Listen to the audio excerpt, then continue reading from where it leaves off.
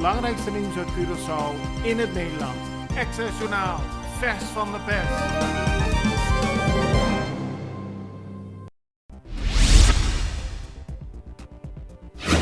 De Rijksministerraad in Nederland heeft een aanwijzing opgelegd aan Curaçao. Met die aanwijzing moet het mogelijk worden dat Emmylou Capriles toch kan worden beëdigd als nieuw statenlid.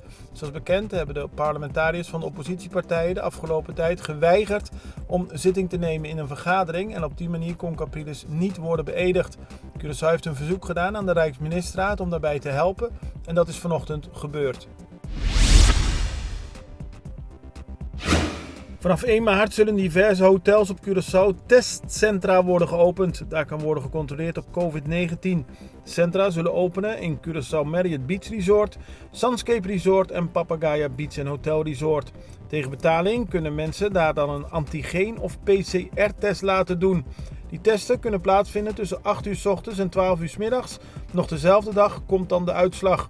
Dat werd gisteren besproken tijdens een vergadering van Tjata. PCR-testen zullen $90 per stuk kosten en antigeentesten $40 per stuk.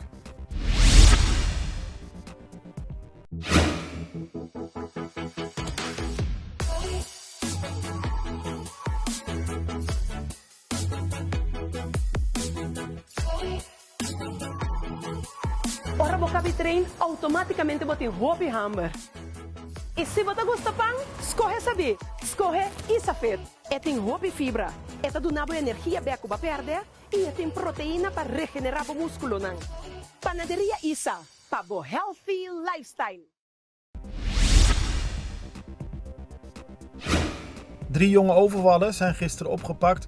Ze hadden eerder deze week een gewapende overval gepleegd op toeristen in Bandenbouw en zijn er onder meer met de auto vandoor gegaan.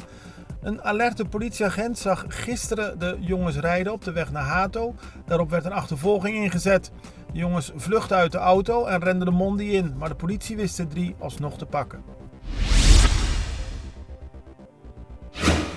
Er is positief gereageerd op Curaçao op de beslissing van de regering Ruggenaat om de avondklok te versoepelen.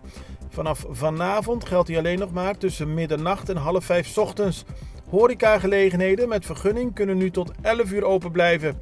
Truckypangs mogen open zijn tussen 7 uur 's avonds en 11 uur 's avonds.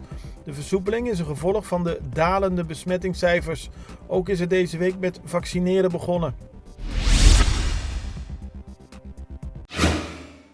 Welcome to the Greenhouse Curaçao restaurant. Here at the Greenhouse Curaçao, our chefs expertly prepare your food with the highest quality and freshest ingredients. The Greenhouse restaurant is now serving breakfast, serving the best omelet, fresh juice, hot coffee, and more. Come and enjoy the new Caribbean sushi. Origami is offering you all-you-can-eat sushi for only $20, only on Monday and Thursday.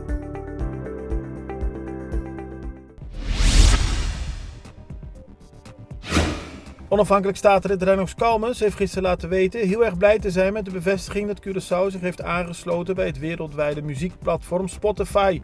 Over de hele wereld zijn er maandelijks zo'n 300 miljoen gebruikers van Spotify.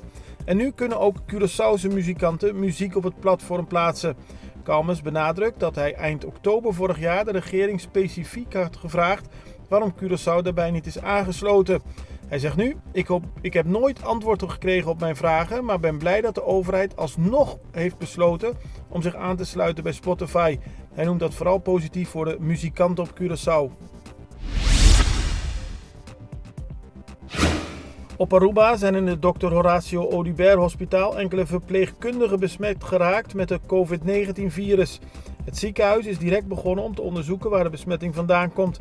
Daarbij is ontdekt dat de besmetting door een bezoeker is binnengebracht. De besmette verpleegkundigen zitten inmiddels in thuisquarantaine en maken het volgens het ziekenhuis goed. In het belang van de patiënten en het personeel zijn enkele operaties afgezegd. De spanning tussen Venezuela en de Europese Unie loopt met de dag hoger op. De Europese Unie heeft gisteren de gezant van Venezuela tot ongewenst persoon verklaard. En die zet vanuit Brussel is een vergelding voor de uitzetting van de EU-ambassadeur in Caracas afgelopen woensdag.